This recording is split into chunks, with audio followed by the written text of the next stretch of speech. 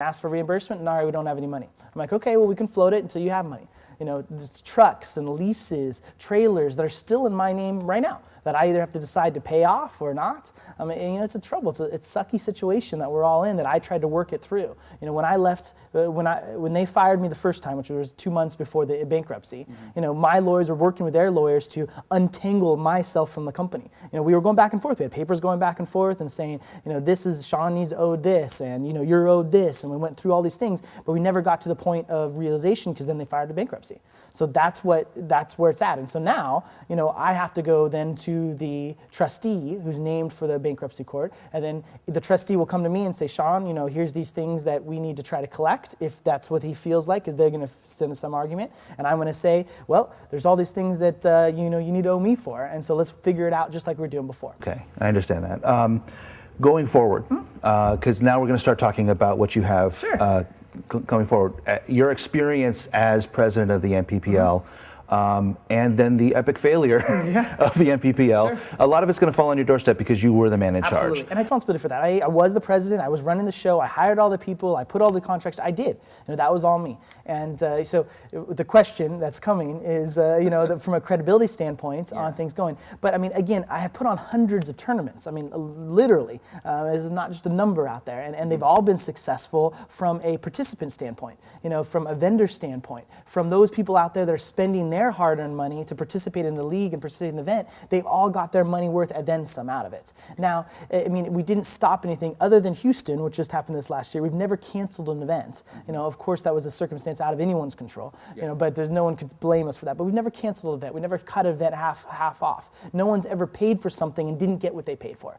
And that's what they're going to keep on getting with going to a Shawn Walker tournament. It's the same thing. You're going to get a high-quality event, you know, and you're going to get what you pay for. You don't have to worry about, you know, I'm paying for something and Shawn's going to take your money and run, because it's never happened. You know, it hasn't happened. Even in these paperworks or filings or things like that, that's not happened. You know, everything that's happened is basically moving of decimal points around, you know, in the corporate type papers. It's not this team paid this money and didn't get what they paid for. Doesn't happen, and it won't happen, and it will never happen under my watch. In fact, most people, I think I overcompensate for. I think that, you know, I always err on the side of the people, and I err on the side of the teams and the vendors, and I work out so many deals and just so that they can participate. You know, that's what you're going to get with a Shawn Walker tournament.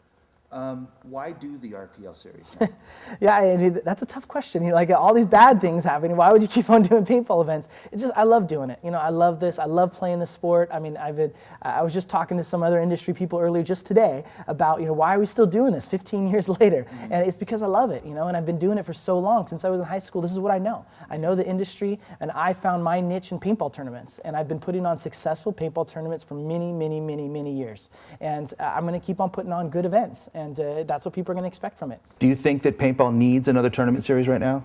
Well, I mean, paintball needs a savior, and it's not me. So, I mean, I don't know what the savior is. What they need is just a total revamping of how we look at everything. Yeah. And so if I can, like, put one step forward to help that, you know, that's what I'll try to do. Because you've called the RPL like a grassroots. That's right. You're trying to reboot the system, but so few people, a small percentage of people actually play tournaments. Yep. I wonder if you're not, you know, misguiding your focus here. Well, I mean, it's a good question. I mean, because you're right, rec ball is where it's at. You know, even scenario, big game, and tournament, that whole crowd is like a small. I mean, 20% is a maybe. That's a high number. Yeah. But most of our industry is just rec ball guys. You know, they go in and they play with their father and their son or their mother, and they play with groups. That is where the group is. But they have to aspire to something. You know, they have to. You know, what are they going to become? What are they going to go do? If they want to play regularly, we have to give them an outlet to do that. Because you don't want the paintball player to play once a year. You want them to play our sport 3, 4, 5 times. So that's what the RPL, the Regional Paintball League, serves for.